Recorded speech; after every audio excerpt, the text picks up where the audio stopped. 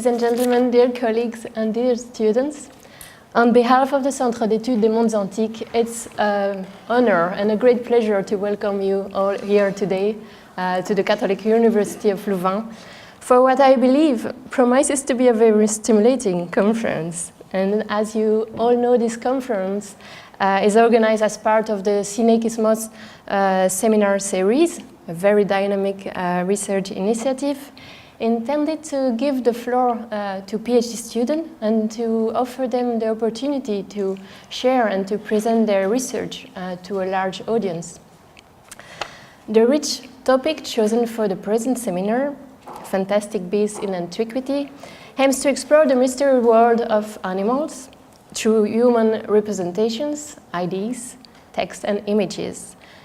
But looking at the diverse backgrounds of the speakers in this room, but also at the variety of the approaches and perspectives and geographical areas and chronological background of the different papers that we'll engage with today, it quickly becomes clear that in this instance, this Belgian doctoral seminar has actually taken the form of an international conference.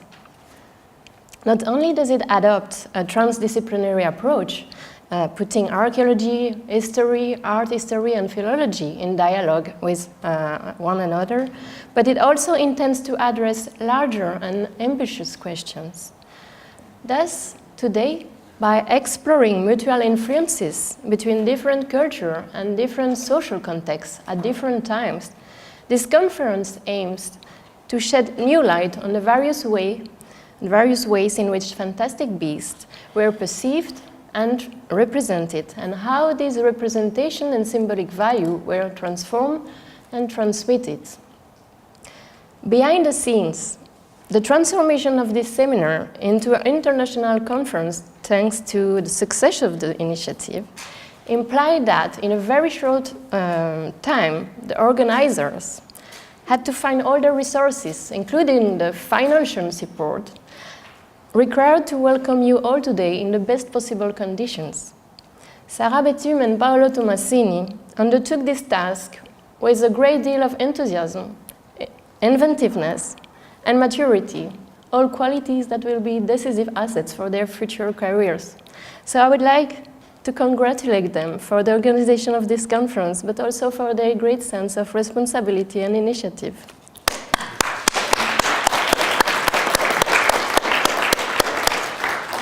Sine Qismos est une association qui associe donc plusieurs universités belges et qui s'adresse à tous les doctorants et les doctorantes qui travaillent sur l'Antiquité classique et orientale, qu'ils soient philologues, philosophes, archéologues, historiens d'art, juristes. Et elle vise à offrir aux jeunes chercheurs un cadre de réflexion commune, un cadre de discussion et d'échange pour échanger sur des questions qui touchent autant à des points de vue scientifiques qu'à des points de vue méthodologiques. Et aujourd'hui, la présence tant de chercheurs seniors que juniors pour cette conférence, avec des disciplines différentes, des horizons scientifiques différents, lors des 3 sessions de communication que nous allons suivre aujourd'hui, mais aussi de plusieurs posters, offre une importante diversité de paroles, d'approches, mais aussi de réflexions. Bref, un terreau particulièrement fertile pour vous, doctorants et doctorantes, dont les cogitations sont particulièrement en ébullition et constamment en train de se repositionner. Donc je pense que cette conférence sera particulièrement enrichissante pour vous. Et je vous souhaite donc une journée évidemment fantastique, mais surtout de beaux débats d'idées et que je vous souhaite hautement enrichissant. Bonne journée à tous.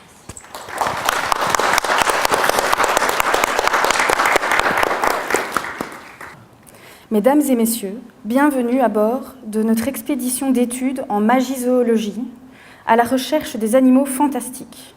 Préparez-vous à une enquête sur la signification de ces êtres mystérieux dans le cadre d'un voyage à travers l'espace, mais aussi le temps, grâce au désormais célèbre retourneur de temps qui nous mènera jusqu'à l'Antiquité. Mais tout d'abord, nous allons introduire le colloque. Le choix de la thématique relative aux animaux fantastiques avait pour but de faire converger des chercheurs de toutes les disciplines relatives à l'Antiquité classique et orientale. Qu'ils soient archéologues, historiens, philologues, historiens de l'art et philosophes. Ce sujet tient à la fois de l'étude des images et de celle des textes, et relève donc tant de l'histoire de l'art que de l'histoire des discours, l'une et l'autre donnant accès à l'histoire des mentalités antiques.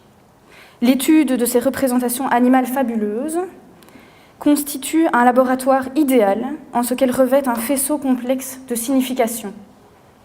À travers elle, nous étudierons le dialogue civilisationnel via leur diffusion d'une part géographique, d'autre part chronologique. Par ailleurs, nous ferons également l'étude sémiologique de la signification de ces représentations. Ainsi, tout au long de la journée, nous aurons l'occasion d'analyser la circulation, tant diatopique que diachronique, de ces créatures imaginaires.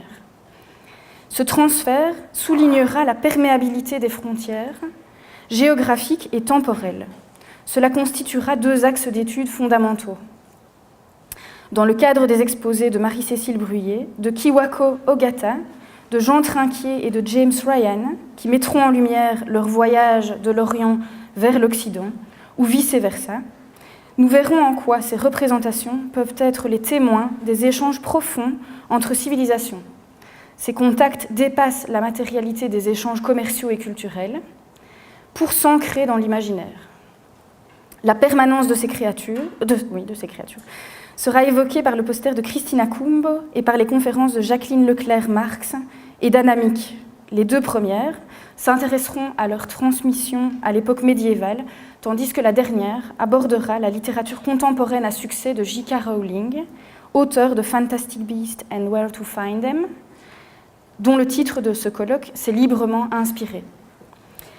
Nul n'ignore en effet combien ces figures ont connu une riche postérité jusqu'à aujourd'hui dans l'art, mais aussi à travers la psychanalyse et la philosophie. Nous verrons les modalités de ces emprunts. De la sorte, nos orateurs mettront en évidence que ces phénomènes de diffusion chronologique et géographique ne vont pas sans une réappropriation des animaux fabuleux qui engendrent bien souvent leur métamorphose par leur réinterprétation à l'aune de l'inconscient collectif de la civilisation qui les intègre. Cela conduit bien souvent à un syncrétisme, tant au niveau de la symbolique qu'il revêt que du signe allégorique lui-même qui se voit doté de nouveaux attributs. Le troisième axe d'analyse sera évoqué par l'ensemble des communications. Il s'agira d'explorer la signification fondamentale que ces représentations recouvrent pour l'homme antique. Nous verrons qu'elles constituent pour lui véritablement un médium pour interroger son rapport à soi et son rapport à l'autre, qu'il soit étranger ou non humain, c'est-à-dire animal. Il semble en effet que chaque hybride, étudié au cours de la journée, puisse prendre place sur un triple continuum dont les extrémités seraient d'une part l'humanité et la monstruosité, voisines de la divinité et l'animalité, d'autre part la civilisation et la barbarie, la sauvagerie, et enfin la familiarité et l'étrangeté. L'idée de continuum a toute son importance car les interventions de Jean Trinquier, de Colin McCormack et d'Alexandre Blénaud ne manqueront pas de nous montrer combien les frontières entre les deux extrémités de ce spectre sont poreuses, floues, perméables. Par le biais de ces créatures des confins, les anciens interrogeaient la condition humaine et ses limites ontologiques tout autant que les frontières géographiques de leur civilisation, en se forgeant une vision de l'étranger, des contrées lointaines et inexplorées et de leurs habitants humains et animaux. Ces êtres fabuleux, par leur marginalité, constituent, selon la terminologie de Michel Pastoureau, un repoussoir, en ce qu'elles incarnent par leur duplicité même, au sens propre et figuré, des comportements ou des caractères jugés déviants, voire tabous pour les humains, hypersexués, hyperviolents, anthropophages, endogames, etc. Ils permettent une autodéfinition de l'identité humaine et ethnique, tout autant qu'ils possèdent un rôle cathartique. Sans doute en raison du mélange ambivalent de fascination et de répulsion qu'ils suscitent, ces avatars présentent également une fonction apotropaïque, comme nous le verrons avec les exposés de Edith Sagiv, Thea Wolf et Lauriane Locatelli. On les retrouve fréquemment sur les pierres tombales, comme acrotères aux corniches des temples ou encore sur des boucliers mythiques. Enfin, ces figures peuvent encore être utilisées consciemment par les anciens, soit dans le cadre de la construction d'une idéologie politique impérialiste, comme le montrera encore James Ryan, soit comme artifice littéraire, pour mettre en abîme le caractère fictif du récit en ce qu'elles appartiennent à un domaine situé entre la réalité et la fiction. C'est ce que nous présentera Ilona Gorneva concernant l'œuvre de Lucien. Nous l'avons évoqué, et l'exposé de Camilla Zanon, en quête de la définition du monstre dans la poésie archaïque, nous le montrera d'autant mieux. Il peut être dangereux de transposer des cadres conceptuels modernes sur des réalités antiques dont nous ne sommes pas toujours capables d'appréhender la complexité. Nos moyens linguistiques s'avéreront, au terme de ce colloque, quelquefois vains pour saisir les figures fouillantes. En définitive, l'homme, tel Édipe, se révélera souvent plus monstrueux que la Sphinge. Je cède maintenant la parole au président de la première session, Marco Cavalieri.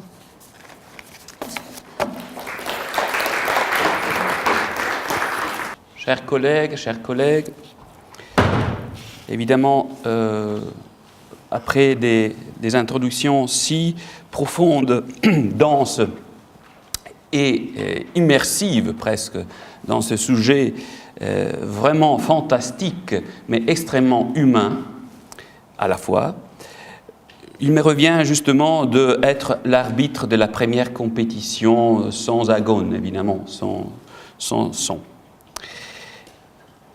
Alors, pour ma part, je dois juste vous rappeler ce qui sont le timing imposé, donc une vingtaine de minutes pour chaque orateur, pour chaque speaker, ce qui est utile à ce que la façon communicative passe d'un monologue à un dialogue. Donc, il faut toujours savoir que ce qui dépasse enlève du temps aux autres. Hein. Donc, c'est une attitude typiquement italienne, je peux le dire à bien esprit, mais bon, il faut l'éviter dans des latitudes un peu plus nordiques. Donc, moi, je serai là pour vous, rappeler le timing. Mais je suis sûr que je n'aurai pas besoin d'intervenir d'une manière sèche et, et dure. Alors, c'est avec un grand plaisir que j'invite la chère amie et collègue Marie-Cécile Bruvier, professeure à l'Université catholique de Louvain et directeur du Musée royal de Marimont, à nous présenter la première communication d'aujourd'hui. Le titre est « Bess et Tueris dans l'Égypte ancienne ». À Marie-Cécile, la parole.